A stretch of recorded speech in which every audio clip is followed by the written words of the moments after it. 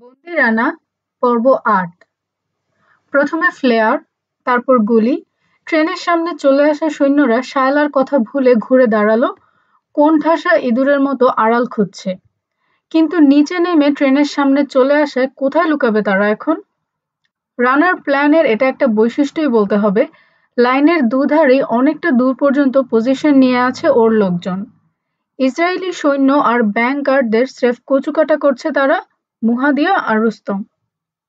ডালে বসা পাখির মতো সহজ শিকার ছাদের লোকগুলোও। জামালু আর জিগলুর রাইফেল তাদেরকে ঝাঁঝরা করে দিল। অ্যাকশনে যোগ দিয়েছে কোতোয়ালো, তবে ঠিক সন্তুষ্ট হতে পারল না। দ্বিতীয় বগিতে এখনো কিছু প্রহরী রয়েছে, তাদেরকে লক্ষ্য করে রাইফেল চালালো সে। তার বুলেট কাউকে লাগলো কিনা বোঝা গেল না, তার আগেই কালো একটা বল ঢুকে পড়ল বগিতে। এক মুহূর্ত পর বিস্ফোরিত হলো বগিটা। ওটা ছিল একটা গ্রেনেড, ছুঁড়েছে জামালু। চোখের পলক ফেলতে যা দেরি, দাউ দাউ করে আগুন জ্বলে উঠল প্রহরীদের বগিতে। সেখানে কেউ বেঁচে আছে বলে মনে হয় না। হঠাৎ চারপাশে তাকিয়ে বিহ্বল হয়ে পড়ল কোতোয়াল। আশেপাশে রানাকে কোথাও দেখতে পাচ্ছে না সে।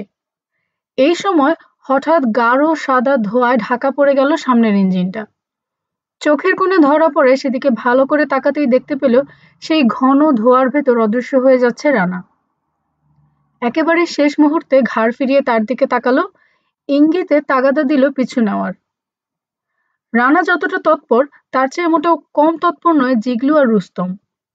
স্মোক স্ক্রিন তৈরি করে এত দ্রুত ইঞ্জিন রুমে উঠে পড়ল রানা, দুই সঙ্গীকে নিয়ে তখনও পুরোপুরি পালিয়ে যেতে পারেনি ড্রাইভার। ইচ্ছে করলে তিনজনকে গুলি করে ফেলে দিতে পারত ও, দিতও, কিন্তু দেখলো শায়লা আর তার চাচা মুক্তাদির যেদিকে গেছে তার উল্টো দিকে যাচ্ছে তারা, কাজেই মারার কোনো প্রয়োজন নেই। কেউ কিছু বলেনি।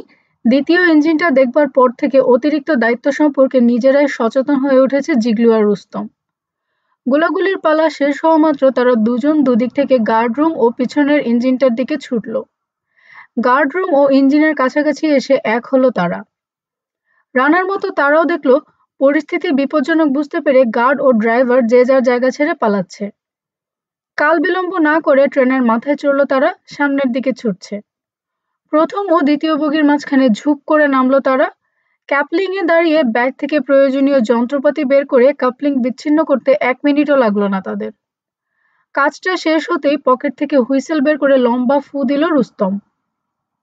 এই সংকেতের জন্যই অপেক্ষা করছিল রানা। সঙ্গে সঙ্গে গাড়ি ছেড়ে দিল ও। ইতিমধ্যে ইঞ্জিনের কন্ট্রোল প্যানেলে চোখ বুলিয়ে কোথায় কি আছে দেখে নিয়েছে ও। পুরনো মডেলের ইঞ্জিন, লিভার ও ব্রেক অপারেট করতে জানলে যে কেউ চালাতে পারবে। মাত্র একটা বগি নিয়ে বীর এস সিক্কার দিকে এগুলো ব্যাংকার্স ট্রেন, তবে মাত্র 200 গজ। তারপর থামলো ট্রেন, পিছু হটে শাখা লাইনে চলে এলো। সমান্তরাল লাইন ধরে ট্রেনের বড় ও বিধ্বস্ত অংশটাকে পাশ কাটালো রানা।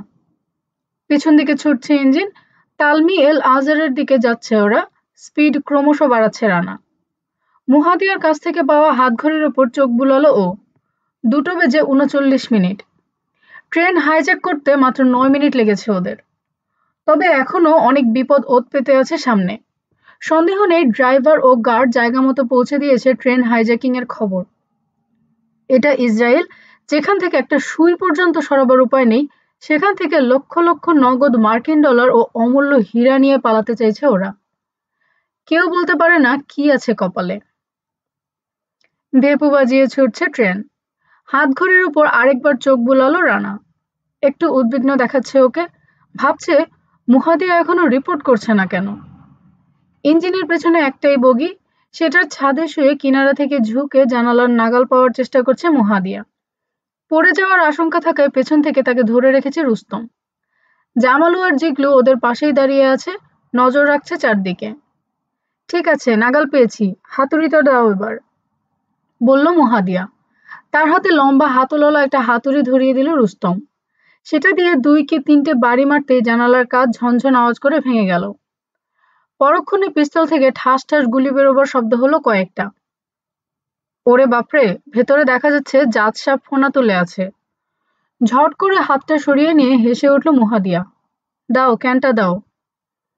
নার্ভ গ্যাস ভর্তি ক্যানটা তার হাতে গুজে দিল রুস্তম। এই ধরনের ক্যান খোলার আগে গ্যাস মাস্ক পরার নিয়ম থাকলেও তা জোগাড় করতে পারেনি কোতোয়াল। ক্যানের মাথায় দুটো বোতাম আছে, লাল ও সবুজ রঙের। সবুজটায় চাপ দিয়ে ঠেলতে হবে, ঠেলে ঠেকাতে হবে লাল বোতামটার গায়ে। 5 সেকেন্ড পর বিস্ফোরিত হবে ক্যানের মাথা। বদ্ধ জায়গার ভেতর মারাত্মক গ্যাসটা ছড়াতে 10 থেকে 15 সেকেন্ড সময় লাগবে। কোনো রং নেই, অর্থাৎ অদৃশ্য গ্যাস এটা। কারো শ্বাসের সঙ্গে ফুসফুসে ঢোকা মাত্র জ্ঞান হারাবে সে। বাতাসের সঙ্গে নিঃশেষে মিশে যেতে সময় নেবে 3 মিনিট। এসব তথ্য কোতোয়ালের কাছ থেকে জানা গেছে। কতটুকু বিশ্বাসযোগ্য একটু পরেই তার প্রমাণ পাওয়া যাবে। কাঁচ ভাঙা জানালার ভেতরে ক্যানটা ঢোকাবার সময় আরও একবার গুলি হলো। তবে ক্যানটা ভেতরে ছুড়ে দিয়ে মাথা ও কাঁধ ছাদের কিনারা থেকে উপরে তুলে নিয়েছে মুহাদিয়া, ফলে কোনো বিপদ হলো না। ঘড়ির কাঁটায় চোখ রেখে 3 মিনিটের জায়গায় পুরো 5 মিনিট অপেক্ষা করলো ওরা। তারপর চলন্ত ট্রেনের ছাদ থেকে আবার নিচের দিকে ঝুঁকলো মুহাদিয়া, তাকে ধরে রাখলো রুস্তম ও জিগলু। একটু ঝুঁকি নিতে হলো মুহাদিয়াকে। ভাঙা জানালার সামনে একটা হাত নামালো সে। কেউ গুলি করছে না। আরও 15 মিনিট পর চলন্ত ট্রেনের ইঞ্জিন রুমে ঢুকে রানাকে রিপোর্ট করলো মুহাদিয়া। সঙ্গে এসেছে জামালু। চোরের মতো একাধারে সতর্ক ও চঞ্চল লাগছে তাকে। ব্যাংকার্স বগিতে দুটো ব্রিফকেস পাওয়া গেছে। ওগুলো দুজন সিকিউরিটি গার্ডের কবজির সঙ্গে চেইন দিয়ে আটকানো ছিল। হাত না কেটে চেইন কেটেছি আমরা। ভালো করেছো, বলল রানা। ডলার ভর্তি মস্ত ব্যাগ আছে দুটো, বলল মুহাদিয়া। এক একটার ওজন 2 মণের কম নয়। ব্যাগ থেকে বের করে ডলারের বান্ডিলগুলো বস্তায় ভরা হয়েছে। একটা বান্ডিল খুলে দেখতে চাইছিলাম, অভিযোগের সুরে বলল জামালু।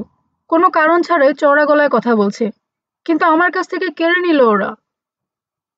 আমার সঙ্গে চলো, দেখি কে বাধা দেয়, চ্যালেঞ্জের সুরে বলল কোতোয়াল। জীবনের উপর ঝুঁকি নিয়ে এত বড় একটা কাজ করলাম, এ কেমন কথা যে খুলে দেখতে পারবো না ভেতরে কি আছে। যেন তার কথা শুনতে পাইনি এমন সুরে রানাকে আবার রিপোর্ট করতে শুরু করলো মুহাদিয়া। চাবি না থাকায় ব্রিফকেস কাটতে হয়েছে। ভেতর থেকে বেরিয়েছে বিভিন্ন সাইজের কাটা হীরা, সব মিলিয়ে 3 কেজির মতো ওজন হবে। দুটো চামড়ার হ্যান্ডব্যাগে ভরে একটা বস্তায় ঢোকানো হয়েছে। আমরা যখন এই কাজটায় ব্যস্ত ছিলাম, জামালও তখন ডলারের একটা বান্ডিল প্যান্টের পকেটে ভরার চেষ্টা করছিল। দেখতে পেয়ে রুস্তম সেটা তার হাত থেকে কেড়ে নিয়েছে।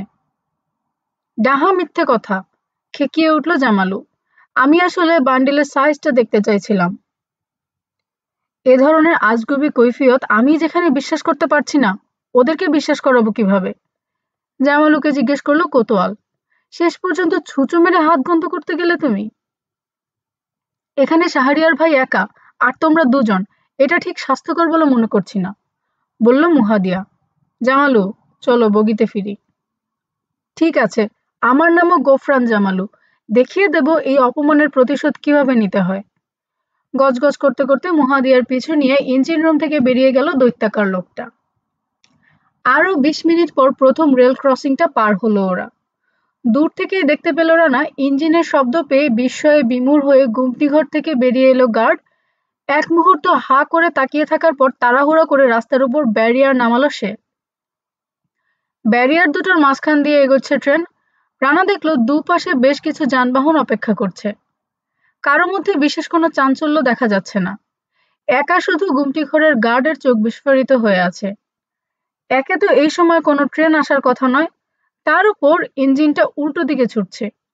শুধু কি তাই, ড্রাইভার ও তার সহকারীর পরনে ইউনিফর্মও নেই। কোনো রকম বাধা বিঘ্ন ছাড়াই 4টে বাজার 7 মিনিট আগে নিজেদের গন্তব্যে পৌঁছে গেল ওরা। তালমি এল আজর স্টেশনে 2 মাইল দূরে থাকতে ট্রেন থামালো রানা।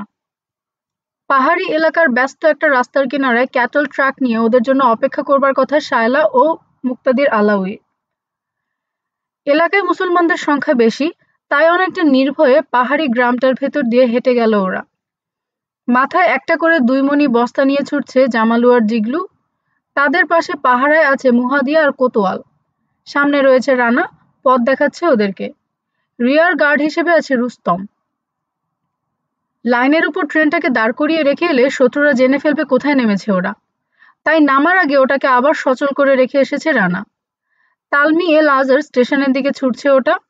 বিপদ টের পেয়ে কেউ থামাতে পারলে ভালো, তা না হলে যতক্ষণ ডিজেল থাকবে ততক্ষণ ছুটতেই থাকবে ওটা। কোথায় অপেক্ষা করতে হবে তা ম্যাপ এঁকে দেখিয়ে দেওয়া হয়েছে শায়লা আর মুক্তাদিরকে। ঠিক সেখানেই তাদেরকে পাওয়া গেল। চওড়া রাস্তা জুড়ে যেন হাট বসে আছে, চারিদিকে ফেরিওয়ালা আর ক্রেতাদের ভিড়। তারই মাঝখানে ১০-১২টা শুয়োরের বাচ্চা নিয়ে দাঁড়িয়ে রয়েছে তাদের ক্যাটল ট্রেক। ছানাগুলো সম্ভবত খিদের জ্বালায় সারাক্ষণ ঘোত ঘোত করছে। দৃশ্যটা একেবারেই বেমানান, বিশেষ করে মুসলমানদের এলাকায়।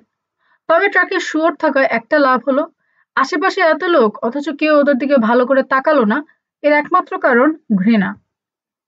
অতীতে মুসলমানরা অত্যাচারিত ইহুদিদেরকে অনেক সাহায্য করেছে, কিন্তু পাশ্চাত্যের চাপিয়ে দেওয়া পরিবর্তিত রাজনৈতিক কারণে এই দুই ধর্মের লোক পরস্পরকে এখন দু চোখে দেখতে পারে না।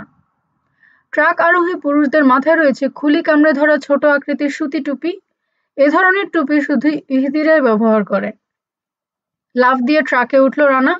প্রথমে জামালু, তারপর জিগলুর মাথার বোঝা ধরে নামালো ট্রাকের মেঝেতে। মুহাদিয়া সাহায্য করছে ওকে। দুজন মিলে দ্রুত হাতে খড়ের গাদায় লুকিয়ে ফেলল বস্তা দুটো। ক্যাবে বসেছে মুক্তাদির একা।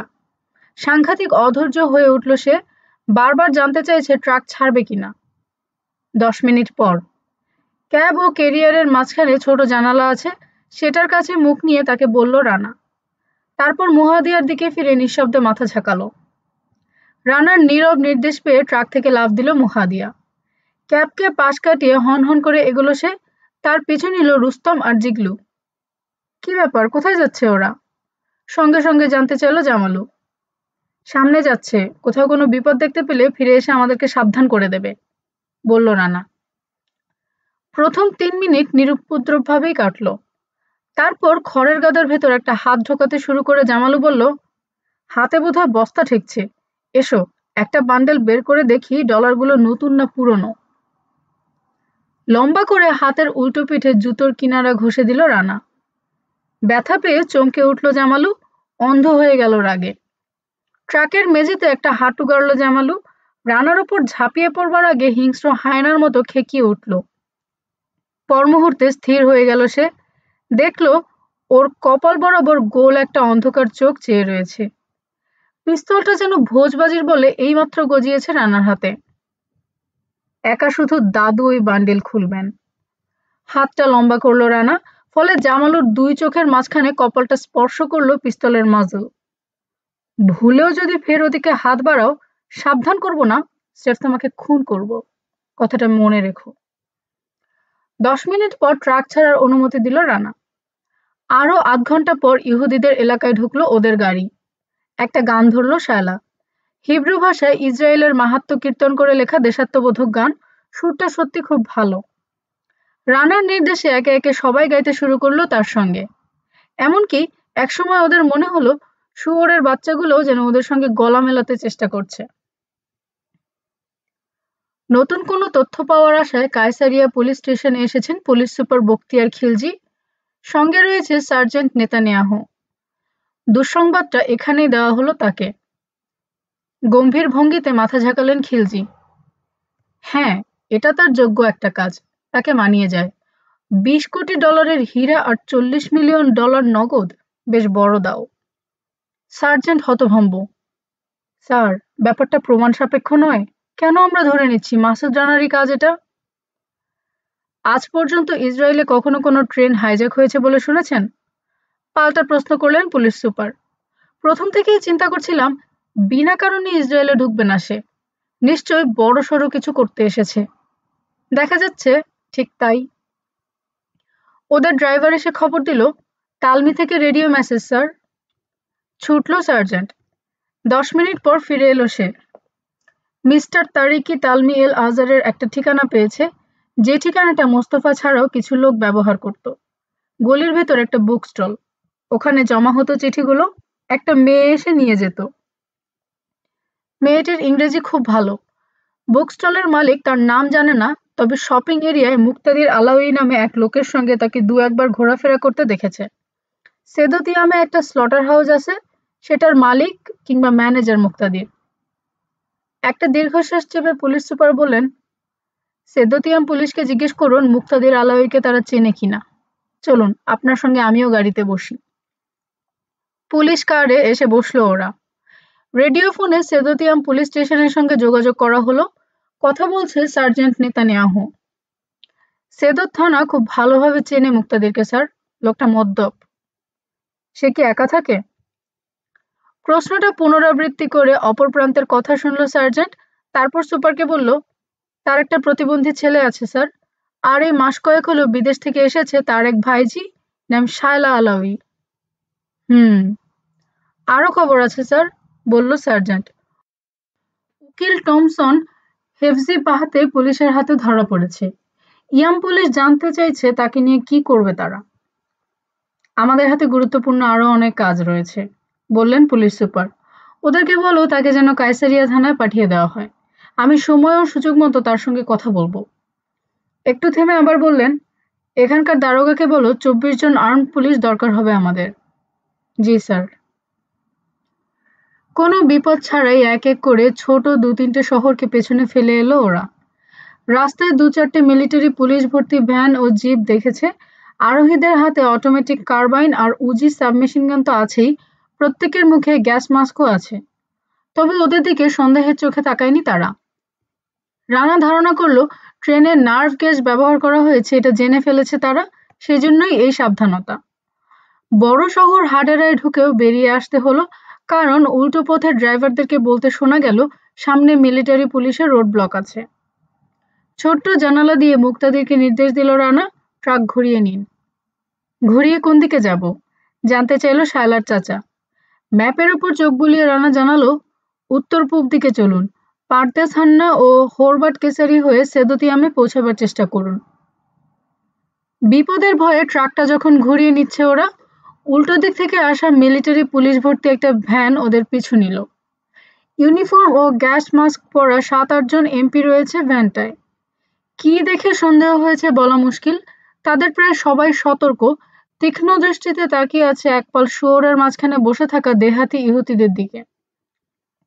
ভ্যানটা কখনো পাশে চলে আসছে, কখনো ওভারটেক করে সামনে চলে যাচ্ছে, আবার কখনো স্পিড কমিয়ে পিছিয়ে পড়ছে। এভাবে মিনিট 20 কাটলো। আমার একটা পরামর্শ আছে, রানার কানের কাছে মুখ তুলে নিচু গলায় বলল কোতোয়াল। কি? জানতে চাইল রানা, চেহারায় উদ্বেগ। মুক্তাদিরকে বলি স্পিড বাড়িয়ে ভ্যানটাকে খসিয়ে ফেলুক, বলল কোতোয়াল। তারপর আমার বিশ্বস্ত এক বন্ধুর নিরাপদ আস্তানায় গিয়ে লুকাই, জায়গাটা কাছেই। মনে মনে হাসি পেলেও গম্ভীর হয়ে থাকলো রানা। ওদেরকে খসানো এত সহজ মনে করছো কেন? তোমার 3 বন্ধুকে ডাকো, চাপার আগের সঙ্গে বলল জামালু। এই বিপদের সময় কোথায় তারা? সংখ্যায় সমান সমান হলে মিলিটারি পুলিশদের লাশ ফেলে দিয়ে নিজেদের পথে চলে যেতে পারতাম আমরা। আমাদের মতো আরাম করে বসে নেই তারা, বলল রানা। জরুরি কাজেই ব্যস্ত আছে।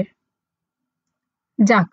হঠাৎ স্বস্তির বড় একটা নিঃশ্বাস ছেড়ে শায়লা বলল, ভ্যানটাকে এখন আর দেখা যাচ্ছে না, বোধহয় ফিরেই গেছে। বিদ্রুপ করে কিছু বলতে চাচ্ছিল কোতোয়াল, সামনে ট্রাফিক জ্যাম লেগে গেছে দেখে সামলে নিল নিজেকে।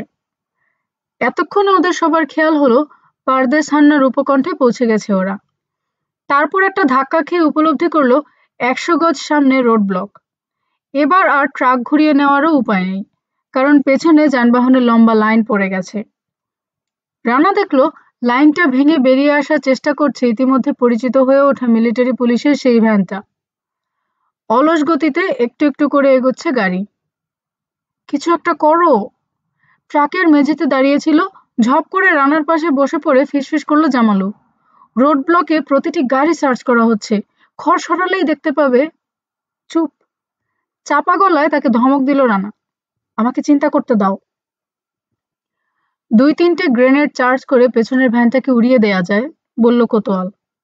তাতে লাভ? লাভ দুটো, ব্যাখ্যা করলো কোতোয়াল। পেছনের লাইন ভেঙে যাবে, পালানোর একটা পথ পাবো আমরা। ভ্যানের মিলিটারি পুলিশগুলো পটল তোলায় আমাদেরকে বাধা দেওয়ার কেউ থাকবে না। মনে মনে স্বীকার করলো রানা কোতোয়ালের কথায় যুক্তি আছে। ও বলল, আর একটু চিন্তা করে দেখতে দাও আমাকে। তবে তার আর সময় পাওয়া গেল না। যে কোনো কারণেই হোক সামনে রোড ব্লক থেকে হঠাৎ করে 4-5টা গাড়িকে ছেড়ে দেওয়া একটা ফাঁক তৈরি হলো। সেটা পূরণ করার জন্য অন্যান্য যানবাহনের সঙ্গে ক্যাটল ট্রাককে এগোতে হলো, ফলে রোড ব্লক হঠাৎ করে খুব কাছে চলে এলো। কোতোয়াল বিড়বিড় করে বলল, দেরি হয়ে গেছে। কথাটা ঠিক। এখন গ্রেনেড ফাটিয়ে পালাতে চেষ্টা করলে রোড ব্লকের মিলিটারি পুলিশ বাধা দেওয়ার সুযোগ পাবে। তোমার ভুলের জন্য মরতে যাচ্ছি আমরা, বলল জামালু। তখন যদি কোতোয়ালের কথা শুনতে, ওর বন্ধুর আস্তানায় যেতে রাজি হতে, তাহলে। তারপর সময় যেন তার গতি হারিয়ে ফেলল। এখন থেকে সবকিছু স্লো মোশনে দেখতে পাচ্ছে ওরা। পেছনের ভ্যানটা যানবাহনের লাইন ভেঙে বেরিয়ে আসার চেষ্টা করছিল। এতক্ষণে সফল হলো ওটার ড্রাইভার। ছুটে এসে সজোরে ব্রেক করলো সে। দাঁড়িয়ে পড়লো ওদের ক্যাটল ট্রাকের ঠিক পাশে। ঝপঝপ করে নিচে নামলো ৬ জন মিলিটারি পুলিশ। তাদের ৪ জনের হাতের উজি সাবমেশিন গান রানা, কোতোয়াল, জামালু ও শায়লার দিকে তাক করা। ৪ জনই তারা লাফ দিয়ে উঠে পড়ল ট্রাকের পেছনে। উজির মজল মুহূর্তের জন্য তাদের টার্গেট থেকে সরেনি। বাকি দুজনের একজন সামনে এগিয়ে হ্যাচকা টানে ক্যাবের দরজা খুলে ফেলল। তারপর টেনে হিঁচড়ে বাইরে বের করে আনলো মুক্তাদির আলাউইকে। পাছায় কষে একটা লাথি মেরে ওকে ট্রাকের পেছন দিকে হটিয়ে আনলো লোকটা। আরেক লাথিতে বাধ্য করলো ট্রাকের উপরে উঠতে। তার পিছু নিয়ে নিজেও উঠল। অপর লোকটা ক্যাবে উঠে ড্রাইভিং সিটে বসেছে। প্রথমেই খড়ের গাদায় তল্লাশি চালালো মিলিটারি পুলিশ। ওদের লুকানো রাইফেল, পিস্তল, গ্রেনেড ও ডলারের বস্তা খুঁজে পেতে ১ সেকেন্ডও লাগলো না ওদের। শুয়োর ছানার ভিড়ে নড়াচড়ার জায়গা নেই, তাই এই মুহূর্তে কারো দেহ তল্লাশি চালানো হলো না। সঙ্গে সঙ্গে হ্যান্ডকাফ পরিয়ে দেওয়া হলো রানা, কোতোয়াল, জামালু, মুক্তাদির ও শায়লার হাতে। রোড ব্লকের মিলিটারি পুলিশ হাতের কাজ বন্ধ করে গোটা ব্যাপারটা অত্যন্ত আগ্রহ ও গাম্ভীর্যের সঙ্গে দেখছে। মুখে গ্যাস মাস্ক থাকায় কোনো কথা হচ্ছে না, তবে বিরাট একটা সাফল্য অর্জিত হওয়ায় ইশারায় অভিনন্দন ও শুভেচ্ছা জানাতে কার্পণ্য করছে না তারা। তাদের কাঁধের ব্যাজে লেখা রয়েছে হাডেরা ক্যান্ট, অর্থাৎ হাডেরা ক্যান্টনমেন্ট থেকে এখানে ডিউটি দিতে এসেছে তারা। আর ভাগ্যবান দলটা এসেছে হাইফা ক্যান্ট থেকে। ডলার ও হীরা ওখান থেকেই তো ট্রেন যোগে পাঠানো হচ্ছিল জেরুজালেম ও তেল আবিবে। কাজেই আপাতত সেখানেই আবার ফিরিয়ে নিয়ে যাওয়া হচ্ছে সব। সব ঠিক আছে কিনা দেখার পর আবার যেখানে পাঠাবার পাঠানো হবে। ওয়া ওয়া সাইরেন বাজিয়ে সামনে থামলো মিলিটারি পুলিশের প্রায় খালি ভ্যানটা। তার পিছু নিয়ে ছুটল বেদখল হয়ে যাওয়া ক্যাটল ট্রাক। রোড ব্লকের এমপিরা স্যালুট করে বিদায় জানালো তাদেরকে। এরপর সামনে আরো দুটো রোড ব্লক পড়লো। দুটোই নামে মাত্র। ব্যারিয়ার এরই মধ্যে তুলে ফেলা হয়েছে, সন্দেহ নেই। টেলিফোনে আগেই খবর পেয়ে গেছে যে হাইফা ক্যান্টের মিলিটারি পুলিশ লুট হওয়া ডলার ও হীরা এরই মধ্যে উদ্ধার করে ফেলেছে। রোড ব্লকের আর কোনো প্রয়োজন নেই। হোরবাট কেসারি থেকে পশ্চিম দিকে রওনা হলো ওদের ক্যাটল ট্রাক ও মিলিটারি ভ্যান। কাছাকাছি শহর থেকে অনেক দূরে চলে এসেছে ওরা। রাস্তার দুদিকে মাথা তুলে আছে সারি সারি পাহাড়। একেবারে নির্জন এলাকা। সন্ধ্যা ঘনিয়ে আসায় আরো নীরব ও ভৌতিক লাগছে। অর আকাইভা ও বিনাইমানিয়া হয়ে হাইফা যাওয়ার পথ থেকে অনেকক্ষণ হলো সরে এসেছে ওরা। ৩ জন মিলিটারি পুলিশ মুখ থেকে গ্যাস মাস্ক খুলে ফেলতেই বন্দিরা হাসতে শুরু করলো। বন্দিরা মানে মুক্তাদির, জামালু আর কোতোয়াল। রানা ও শায়লাকে ঠিক বন্দি বলা যাবে না, কারণ ওদের হাতে হ্যান্ডকাফ পরানো হলেও ব্যাপারটা ছিল নেহাতি লোক দেখানো। দুজনের কারো হ্যান্ডকাফই লক করা হয়নি। ইসরায়েলিদের হাতে ধরা পড়েনি, অর্থাৎ প্রাণটা এ যাত্রা রক্ষা পেয়েছে, তাতেই যার পর নাই আনন্দে আত্মহারা জামালু আর কোতোয়াল। কারো কারো হ্যান্ডকাফে তালা দেওয়া হয়নি। ব্যাপারটা নিয়ে মনে প্রশ্ন জাগলেও কেউ তারা প্রসঙ্গটা তুলল না। তবে মুহাদিয়া নিজে থেকে কয়েকটা বিষয় ব্যাখ্যা করলো, স্রেফ কৌতূহল মেটাবার জন্য। সাবেক হামাস সদস্য হিসেবে তার জানা আছে সামরিক ড্রেস, যোদ্ধা, বন্ধু-বান্ধব, অস্ত্র, যানবাহন ইত্যাদি কোথায় পাওয়া যায়। শাহরিয়ার ভাইয়ের নির্দেশে এগুলো সংগ্রহ করেছে সে। সেদতিয়াম যথেষ্ট দূরে থাকতে ওরা বন্ধুর ভ্যানে চড়ে বিদায় নিল। একটু পরেই এই ভ্যান ছেড়ে নতুন একটা গাড়ি নিয়ে হেফজি বাহতে চলে যাবে তারা। এখনো শেষ হয়নি ওদের কাজ। বিকেল ৫টার দিকে মুক্তাদির আলাউয়ের ফার্ম হাউসে পৌঁছালো ওরা। কাজ আছে বলে মুক্তাদিরকে থামতে বলল মুহাদিয়া। তারপর গেটের সামনে রুস্তম আর জিগলুকে নিয়ে ট্রাকের পেছন দিকে নেমে গেল। ট্রাক নিয়ে সরাসরি গোলাঘরে ঢুকে পড়ল মুক্তাদির। ইঞ্জিন বন্ধ করলো সে। সঙ্গে সঙ্গে লাফ দিয়ে নিচে নামলো রানা। কোতোয়াল ও জামালুর দিকে ফিরে মাথা ঝাঁকালো ও। তোমরা দুজন সোজা দালানের ভেতর চলে যাও, ভুলেও বাইরে বেরোবে না। ক্যাব ঘুরে ট্রাকের পেছন দিকে চলে আসছে মুক্তাদির। জামালু বলল, ভেতরে চলে যাও মানে? কি বলতে চাও তুমি? তোমার হুকুম শুনতে বাধ্য নাকি আমরা? মারমুখো হয়ে রানার দিকে এগিয়ে আসছে সে। নাগালের মধ্যে না আসা পর্যন্ত অপেক্ষা করলো রানা। তারপর নাভির কাছে বেল্টে গোছা পিস্তলটা ঝট করে টেনে নিয়ে নল দিয়ে খটাস করে বাড়ি মারলো তার চোয়ালে। তীব্র যন্ত্রণায় গুঙিয়ে উঠল জামালু। দু হাতে মুখ ঢাকলো, আঙুলের ফাঁক গলে রক্ত বেরিয়ে আসছে। দাঁড়াও শালা, তোমার ব্যবস্থা হচ্ছে। পরস্পরের সঙ্গে চেপে রাখা দুসারি দাঁতের ফাঁক দিয়ে হিস হিস করলো সে। ঠান্ডা চোখে কোতোয়ালের দিকে তাকালো রানা। তুমি কিছু বলবে? কাঁধ ঝাঁকালো কোতোয়াল। তুমিই বস। টলতে টলতে গোলাঘর থেকে বেরিয়ে গেল জামালু, তার পেছু নিয়ে কোতোয়ালও। মুক্তাদিরের দিকে হাত বাড়ালো রানা। ট্রাকের চাবিটা আমার কাছে থাকবে। তাড়াতাড়ি সেটা রানার হাতে তুলে দিল মুক্তাদির। তুমি চাও আমিও সবার সঙ্গে দালানের ভেতরে থাকি? হ্যাঁ, আপাতত। বাইরে বেরিয়ে উঠান পেরোচ্ছে মুক্তাদির, সেদিকে একবার তাকিয়ে মাথার স্কার্ফ খুলে চুলগুলোকে মুক্ত করলো শায়লা। তার পরনে এখনো সেই দেহাতি বুড়ির নোংরা কাপড় চোপড়। তুমি দেখা যাচ্ছে ইস্পাতের মতো কঠিনও হতে পারো। তার একটা হাত ধরে কাছে টানলো রানা। এই মেয়ে, কেমন আছো তুমি? সত্যি কোথাও চোট পাওনি তো? হাসি মুখে মাথা নাড়ল শায়লা। লাইনের ওপর ওভাবে তোমাকে পড়ে যেতে দেখে ভয়ে জান উড়ে গিয়েছিল আমার। আমরা সবাই বেঁচে আছি, এর চেয়ে ভালো থাকা আর কি হতে পারে? কাঁধ ঝাঁকালো শায়লা।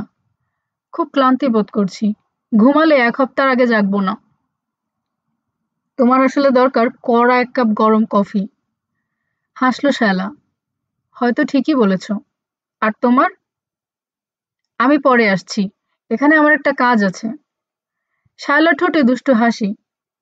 সেই কাজে আমি তোমাকে সাহায্য করতে পারি না? আসলে রানাকে ছেড়ে যেতে ইচ্ছে করছে না ওর। আরো কাছে টেনে এনে তাকে চুমু খেলো রানা। উপরের মাঝে স্তূপ করে রাখা খড় থেকে অলস ভঙ্গিতে নেমে এলো মিহি ধুলো। ওরা মুখ তুলে তাকাতেই দেখতে পেল মাচার কিনারা থেকে উঁকি দিচ্ছে ইসহাক। ঝাঁপ দিয়ে নিচে নামলো সে, টলতে টলতে সিধে হলো। কি এক উত্তেজনায় অধীর হয়ে আছে। কিছু বলতে চেষ্টা করলো, মুখটা শুধু খুললো ও বন্ধ হলো, কোনো আওয়াজ বেরোলো না। তার কাঁধে একটা হাত রাখলো শায়লা। আগে শান্ত হও তুমি লক্ষ্মী ভাই, তারপর আস্তে ধীরে বলো। বড় করে শ্বাস নিল ছেলেটা, তারপর হড়বড় করে বলল, বাড়িতে একজন লোক আছে, তোমরা চলে যাবার একটু পরেই পাহাড়ি রাস্তা ধরে এসেছে। লম্বা চওড়া মোটা? মাথা ঝাঁকালো ইসহাক। হ্যাঁ। মোস্তফা, শায়লাকে বলল রানা। আমার সন্দেহ হলো লোকটা আমাকে ধরবে। চোখ বড় বড় করলো ইসহাক। চারিদিকে খুঁজছে দেখে মাচায় উঠে খড়ের গাদায় লুকিয়েছিলাম। চোখে মুখে উদ্বেগ নিয়ে রানার দিকে তাকালো শায়লা। ওরা ঠিক কি করতে চাইছে বলো তো? নিশ্চয়ই ভালো কিছু নয়। রানার কপালে সরু দু একটা চিন্তার রেখা ফুটে উঠল, এক মুহূর্ত পর তা মিলিয়েও গেল। ঠিক আছে, সব আমার উপর ছেড়ে দাও। তুমি যাও, কিছু খাবার আর কফি বানাও। শায়লা প্রতিবাদ করতে যাচ্ছে দেখে তার কাঁধে মৃদু চাপ দিল ও। চিন্তা করো না, কি করতে হবে আমার জানা আছে। কিচেন টেবিলের কিনারায় বসে কোতোয়ালকে গালি দিল জামালু। কোতোয়াল তার চোয়ালে আরেকটা বড় সাইজের স্টিকিং প্লাস্টার লাগিয়ে দিচ্ছে। তোমাকে সত্যি 1 হাত দেখিয়েছে লোকটা, নিঃশব্দ হাসির সঙ্গে বলল কোতোয়াল। আবার অশ্রাব্য খিস্তি করলো জামালু, তারপর টেবিলে রাখা মুক্তাদিরের হুইস্কি ভর্তি গ্লাসটা ছো দিয়ে তুলে নিল। ওই শালাকে যদি খুন না করি, এক বাপের ছেলে নই আমি। হিস হিস করে বলল সে। কি করে খুন করবে? জানতে চাইল কোতোয়াল। অস্ত্রগুলো তো কৌশলে কেড়ে নিয়েছে। কিচেন থেকে প্যাসেজে বেরিয়ে এলো সে, নিজের বেডরুমে যাচ্ছে। রানা কঠিন পাত্র, তাকে সহজে ঘায়েল করা যাবে না, এসব তার জানা হয়ে গেছে। তবে কোটি কোটি ডলারের হীরা আর নগদ নোট জান থাকতে আঙুলের ফাঁক গলে বেরিয়ে যেতে দেবে না সে। কিছু একটা করতেই হবে তাকে। বেডরুমের দরজা খুলল কোতোয়াল। ভেতরে ঢুকে কবাট বন্ধ করার জন্য ঘুরতেই এক কোণে দাঁড়িয়ে থাকতে দেখলো মোস্তফাকে, হাতে পিস্তল। বড় করে নিঃশ্বাস ফেলে টেনশন মুক্ত হলো মোস্তফা, ঘাম মুছল কপালের। আমি ভেবেছিলাম শাহরিয়ার। এখনো লোকটা গোলা ঘরে, বলল কোতোয়াল। ভেতরে ঢুকতে তোমার কোনো সমস্যা হয়নি তো? না, কিন্তু ছেলেটাকে আমি কোথাও খুঁজে পাইনি। ঘাবড়াবার কিছু নেই, হাওয়াটা সারাক্ষণ গোটা এলাকা চষে বেড়ায়। হাত বাড়িয়ে মোস্তফার পিস্তলটা একরকম ছিনিয়ে নিল সে। কোথায় পেলে? কি জানি কোত্থেকে নিয়ে এসে দিল উকিল, বলল কাজে লাগতে পারে। স্পেয়ার বুলেট আছে? মাত্র 6টা। বলে পকেট থেকে বুলেটগুলো বের করে দিল মোস্তফা। কত কি পাওয়া গেল? শুধু হীরার দামই হবে 1-1.5 কোটি ডলার, আন্দাজে বলছে কোতোয়াল। নগদ 60 মিলিয়নের মতো। আমার শ্বাসকষ্ট হচ্ছে, ফিসফিস করলো মোস্তফা। ওগুলো সব শাহরিয়ার কাছে? হ্যাঁ, বলছে সব নাকি ওর দাদুর হাতে তুলে দেবে। কাল রাতে উকিল টমসন আমাকে ফোন করেছিল, বলল মোস্তফা। বলল দাদু কোথায় আছে জানে সে, হেফজি বাহ এর আশেপাশে কোথাও, সাগরের কাছাকাছি। তার মানে হলো বুড়ো ভামটা নিশ্চয়ই কোথাও একটা বোট লুকিয়ে রেখেছে, বলল কোতোয়াল। লুটের টাকা হাতে পেলেই পালাবে। ঠিক তাই। আমাদের পরবর্তী পদক্ষেপ কি হবে? দরজার কাছে হেঁটে এসে কবাট খুলল কোতোয়াল, গলা চড়িয়ে জামালু আর মুক্তাদিরকে ডাকলো। 1 মিনিট পর এলো তারা, জামালুর হাতে গ্লাস, মুক্তাদিরের হাতে বোতল। তুমি তাহলে পৌঁছেছ? মোস্তফাকে দেখে বলল জামালু। কিন্তু এদিকের পরিস্থিতি বিশেষ সুবিধার মনে হচ্ছে না, বুঝলে। এটা হাতে আসার পর একটু আশার আলো দেখতে পাচ্ছি আমি, পিস্তলটা দেখিয়ে বলল কোতোয়াল। আল্লাহ আমাদেরকে রক্ষা করুন, বিড়বিড় করলো মুক্তাদির আলাউই। ক্যাটল ট্রাকের স্পেয়ার চাবিটা তুমি লুকিয়ে রেখেছ তো? জানতে চাইল কোতোয়াল। ইতিমধ্যে কাপড় বদলেছে মুক্তাদির, জব্বার পকেট থেকে চাবিটা বের করে তার দিকে বাড়িয়ে ধরল সে। চাবিটা নিয়ে জানালার সামনে চলে এলো কোতোয়াল। পর্দার ফাঁক দিয়ে বাইরে তাকাতে শায়লাকে দেখতে পেল সে, গোলাঘর থেকে বেরিয়ে দালানের দিকে আসছে। সদর দরজা খোলার আওয়াজ পেল ওরা। প্যাসেজ হয়ে কিচেনে গেল শায়লা, তার পায়ের শব্দ ভেসে এলো। জানালার কাছ থেকে সরে এসে দরজার কবাটে কান পাতল কোতোয়াল। 4-5 সেকেন্ড শুনল, তারপর ঘোড়ার চিহি ডাক শুনে আবার ফিরে এলো জানালার সামনে। গোলাঘরের ভেতর থেকে ঘোড়ায় টানা গাড়িটা নিয়ে বেরিয়ে আসছে হাবাগোবা ছেলেটা ইসহাক। আপন মনে গান গাইছে সে। ঘোড়ার লাগামটা আলগাভাবে ধরে গেট ধরে বেরিয়ে গেল। গাড়ির পেছনে পাহাড়ের মতো উঁচু হয়ে আছে শুকনো খড়। এরকম সময় প্রায় রোজই গরু ছাগল ও ভেড়ার খাবার নিয়ে পাহাড়ে যায় সে। তোমার ছেলের ব্যাপারটা কি বলতো? জানতে চাইল কোতোয়াল। কোথায় ছিল ও? তাকে তো ওখানে আমি ঢুকতে দেখিনি। তার পাশে এসে জানালা দিয়ে বাইরে তাকালো মুক্তাদির। ওর কথা বাদ দাও, ভূতের মতো কোথায় না কোথায় ঘুরে বেড়ায়। এরপর গোলাঘর থেকে বেরিয়ে আসতে দেখা গেল রানাকে। 2 মণ ওজনের একটা বস্তা কাঁধে থাকায় কুঁজো হয়ে আছে। এক মুহূর্ত দাঁড়িয়ে খোলা গেটের দিকে তাকালো ও, তারপর দালানের দিকে হেঁটে এলো। চলো ভেতরে ঢোকার সময় ধরি তাকে, বলল মোস্তফা। মাথা নাড়ল কোতোয়াল, এক হাতে পিস্তলটার ওজন অনুভব করছে। গোলাগুলিতে ওই ব্যাটার হাত খুবই ভালো, সামনে থেকে তার সঙ্গে লাগতে আমি রাজি নই। সুযোগের অপেক্ষায় থাকবো আমরা। মোস্তফার দিকে ফিরল সে। তুমি এখানে থাকো, দ্বিতীয় বস্তাটা নিয়ে আসুক, তারপর তোমরা দুজন আমার সঙ্গে যাবে। দ্বিতীয়বার লিভিং রুমে ঢোকার সময় তাদের 3 জনকে দেখতে পেল রানা। দুটো জানালার সামনে দাঁড়িয়ে রয়েছে কোতোয়াল আর জামালু, আর টেবিলে বসে দাঁত দিয়ে নখ কাটছে মুক্তাদির। কাঁধের ভারী বস্তাটা সাবধানে দরজার একপাশে নামিয়ে রাখলো ও, প্রথমটার পাশে।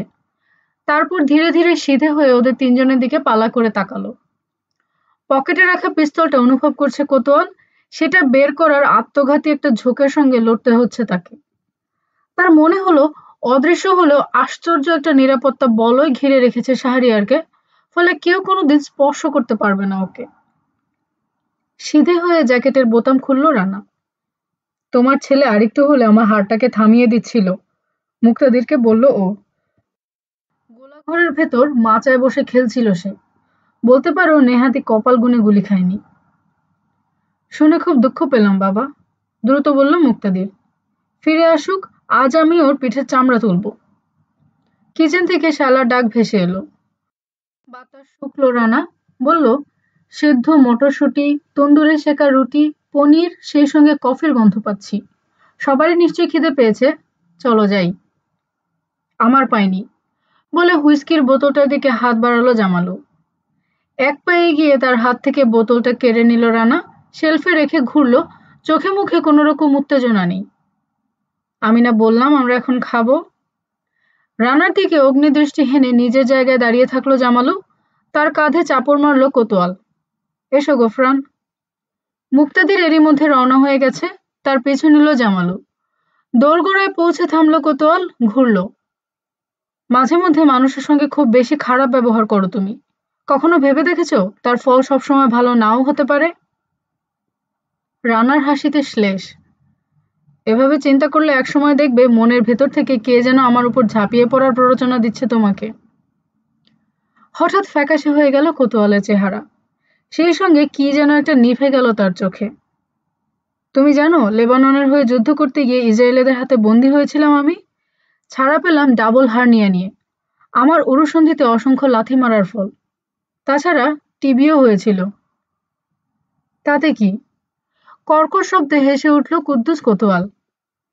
ইসরায়েলিদের বেজন্মাদের হাত থেকে যখন বেঁচেছি, তোমার হাত থেকেও আমি বাঁচব। শুধু এই কথাটা মনে রেখো। প্যাসেজ ধরে এগিয়ে গেল সে। নিঃশব্দে হাসল রানা। প্রকাশ্যে যুদ্ধের ঘোষণা এসেছে, ভালোই তো। দরজার সামনে দাঁড়িয়ে প্যাসেজটা দেখে নিল ও। কেউ নেই। পকেট থেকে ওয়ালথারটা বের করে শিরদাঁড়ার কাছে গুজে রাখল। তারপর জ্যাকেটের বোতাম লাগিয়ে চলে এলো কিচেনে। খাবার সুস্বাদু হলেও খেতে বসে কেউ কোনো কথা বলল না। টেবিলের চারদিকে ঘুরে ঘুরে কার কি লাগবে দেখছে শায়লা। মাঝে মধ্যে রান্নার সঙ্গে দৃষ্টি বিনিময় হলো। তার চোখে উদ্বেগ দেখতে পেল রানা। অবশেষে চেয়ারটা পেছন দিকে ঠেলে সিধে হলো রানা। চলো সবাই লিভিং রুমে গিয়ে বসি, বলে একপাশে সরে দাঁড়ালো ও। মাথা ঝাঁকালো কোতোয়াল। তার পিছু নিয়ে কিচেন থেকে বেরিয়ে এলো মুক্তাদির ও জামালু। ত্রস্ত পায়ে রানার সামনে চলে এলো শায়লা। মারাত্মক কিছু ঘটতে যাচ্ছে রানা, পরিষ্কার বুঝতে পারছি আমি। চিন্তা করো না, মৃদু হাসলো রানা। ভেবেচিন্তেই করছি সব। তুমি এখানে থাকো। রানাকে লিভিং রুমে ঢুকতে দেখে তারা কেউ কিছু বলল না। টেবিলের কিনারায় বসলো ও। অদ্ভুত ব্যাপার কি জানো, কেউ বলতে পারে না মানুষের কখন যে কি মনে পড়ে যায়। শেষবার ট্রেন ডাকাতি করেছিলাম 5 বছর আগে, তেল আবিবে। বড় দাওয়াই বলতে হবে, এক বগি ভর্তি সোনা, কিন্তু কপালে নেই। কেন, কি ঘটলো? জানতে চাইলো কোতোয়াল। মাথা নাড়ল রানা। কি দেখলাম সেটা বলি। সোনার বদলে বগিগুলো ছিল সশস্ত্র সৈন্য, টার্গেট প্র্যাকটিস করার জন্য অস্থির হয়ে আছে। নিশ্চয়ই কেউ বেইমানি করে খবরটা ফাঁস করে দিয়েছিল। নিজের জখম ভুলে জিজ্ঞেস করলো জামালু। 3টের মধ্যে ওটাও একটা সম্ভাবনা, বলল রানা। সন্দেহের তালিকায় ছিল স্থানীয় চাষি লোকটা, যার বাড়ি আমরা হেডকোয়ার্টার হিসেবে ব্যবহার করছিলাম। জানালার বাইরে গাছের একটা পাতা খসে পড়লেও পেশাব বেরিয়ে যাচ্ছিল ওর। গরম ও লালচে হয়ে উঠল মুক্তাদিরের চোখ মুখ। তাড়াতাড়ি অন্যদিকে তাকালো সে। আবার শুরু করলো রানা। দলে ছিল মানুষ নামের বিচিত্র এক নমুনা। দুনিয়ায় এমন কোনো ক্রাইম নেই যা সে করেনি। তার পেশা ছিল বেশ্যাপাড়ার মেয়েগুলোকে পিট্টি দেওয়া, তারা যাতে আরো বেশি করে খদ্দেরকে ঘরে ঢোকায়। হুইস্কি ভর্তি গ্লাসটা মুখের সামনে তোলার সময় জামালুর হাত কাঁপতে শুরু করলো। কোতোয়াল জানতে চাইল, আর তৃতীয় সম্ভাবনা? দলের মধ্যে সেই ছিল সবচেয়ে ভয়ঙ্কর। যুদ্ধে নেতৃত্ব দেওয়ার অভিজ্ঞতা ছিল তার। একসময় নতুন রিক্রুটদের ট্রেনিং দিয়েছে। কপালে টোকা মারল রানা। বুদ্ধিমান ক্রিমিনাল, মানে মহাশয়তান, পথভ্রষ্ট ফেরেশতা, বলল কোতোয়াল। ব্যাপারটা আমার কিন্তু বেশ ইন্টারেস্টিং লাগছে। তারপর? তাদেরকে নিয়ে জঙ্গলে গেলাম আমরা, যে কজন বেঁচে ছিলাম আর কি। তারপর গুলি করে মারলাম 3জনকেই। ওই পরিস্থিতিতে আর কিছু করার ছিল না। ইয়া আল্লাহ! আতঙ্কে ফিসফিস করলো আধবুড়ো মুক্তাদির। কেন? আর কিছু করার থাকবে না কেন? চোখ গরম করে জানতে চাইল জামালু। বেইমানি করলে একজন করেছে, তোমরা বাকি দুজনকে মারলে কেন? কারণ কি ঘটতে যাচ্ছে বুঝতে পেরে 3জনই কাপড় নষ্ট করে ফেলল, বলল রানা। তারপর স্বীকার করলো তারা সবাই দায়ী। জামালুর হাত এখনো কাঁপছে। লক্ষ্য করে গ্লাসটা ধরার জন্য তার দিকে একটু ঝুঁকলো রানা। মুহূর্তের জন্য ওকে অসতর্ক অবস্থায় পেয়ে সুযোগটা কাজে লাগালো কোতোয়াল। পকেট থেকে পিস্তল বের করে লম্বা করলো হাতটা। এখনই আমি তোমার খুলি উড়িয়ে দিতে পারি। সামান্য একটু ভুল করো, সত্যি খুন হয়ে যাবে, ঠান্ডা সুরে বলল সে। টেবিলের কিনারা থেকে ধীরে ধীরে নেমে দাঁড়ালো রানা। সাবধানে ঘুরল। হাত দুটো শরীরের কাছ থেকে যথেষ্ট দূরে রেখেছে। গলা চড়িয়ে মোস্তফাকে ডাকলো কোতোয়াল। মোস্তফা, জলদি! প্যাসেজ থেকে পায়ের আওয়াজ ভেসে এলো। এক মুহূর্ত পর দোরগোড়ায় দেখা গেল মোস্তফাকে। কি ব্যাপার? কি হে মোস্তফা, বলল রানা। কাদের সঙ্গে হাত মিলিয়েছ জানো? সারভাইভ করতে পারবে তো? ওর কথায় কান দিও না, মোস্তফাকে বলল কোতোয়াল। তোমার কাজ ওই বস্তা দুটো পাহারা দেওয়া, ভুলেও চোখের আড়াল করবে না। জামালু, ওই শালার পিস্তল। সাবধানে চেয়ার ছাড়লো জামালু। ধীরে ধীরে এগোচ্ছে। সারা মুখে ছড়িয়ে পড়েছে সন্তুষ্টির নীরব হাসি। রানার সামনে দীর্ঘ এক মুহূর্ত দাঁড়িয়ে থাকলো সে, তারপর দ্রুত সার্চ করলো। ওর নাভির কাছ থেকে বেল্টে গোছা পিস্তলটা টেনে নিয়ে পিছিয়ে গেল। ভুরু দুটো কুঁচকে আছে। এই একটাই, বলল সে। তা কি করে হয়, বলল কোতোয়াল। মোস্তফা ওকে যে পিস্তলটা দিয়েছিল সেটা কোথায় গেল? হঠাৎ একই সঙ্গে অস্থির ও সতর্ক দেখালো তাকে। আরেকবার ভালো করে সার্চ করো, শালা শিয়ালের চেয়েও চালাক। এখনই চালাক শিয়ালটার লেজ কেটে দেয়া হবে, হেসে উঠে বলল জামালু। পর মুহূর্তে ধাই করে ঘুষি মারল রানার নাক সই করে। ঘুষিটা আসতে দেখলো রানা, ঠেকাবার চেষ্টা না করে ওটার সঙ্গে পিছিয়ে নিচ্ছে শরীরটা। ২-৩ বার হোঁচট খেয়ে পিছু হটার সময় একটা আর্ম চেয়ারে বাধা পেয়ে ডিগবাজি খেলো। পাশ ফেরা অবস্থায় মেঝেতে পড়ল। ওয়ালথারটা ইতিমধ্যে বেরিয়ে এসেছে হাতে। দ্রুত একটা গুলি করলো রানা, টেবিলের ছাল তুলে দিক বদল করলো বুলেটটা। চমকালো কোতোয়াল, চেঁচিয়ে উঠল, বেরো সবাই, জলদি। ঝট করে ঘুরলো সে, লক্ষ্যস্থির না করেই একটা গুলি করলো। বুলেট কোন দিকে গেল খেয়াল নেই, তবে দেখলো মুক্তাদিরের মাথায় একটা বস্তা তুলে দিচ্ছে জামালু। শরীরটাকে গড়িয়ে এক সেট সোফার পেছনে চলে এলো রানা। ও যখন কভার নিতে ব্যস্ত, জামালুর পিঠে দ্বিতীয় বস্তাটা তুলে দিল কোতোয়াল। তারপর তার পিছু নিয়ে দৌড়ে বেরিয়ে গেল প্যাসেজে। সিধে হলো রানা, জানালার সামনে দাঁড়িয়ে গুলি করলো। ওর পিস্তলের বুলেট গোয়াল ঘরের ভেতর তাড়িয়ে নিয়ে গেল কোতোয়ালকে। ইতিমধ্যে ক্যাটল ট্রাকের পেছনে বস্তা দুটো তোলা হয়ে গেছে। ড্রাইভিং সিটে বসে স্টার্ট দিল মুক্তাদির। ট্রাক ছাড়ো, খেকিয়ে উঠল কোতোয়াল। উঠে বসলো তার পাশের সিটে। সগর্জনে গোলাঘর থেকে বেরিয়ে এলো ট্রাক, সোজা গেটের দিকে ছুটছে। উঠানে বেরিয়ে এসে আরো দুটো গুলি করলো রানা।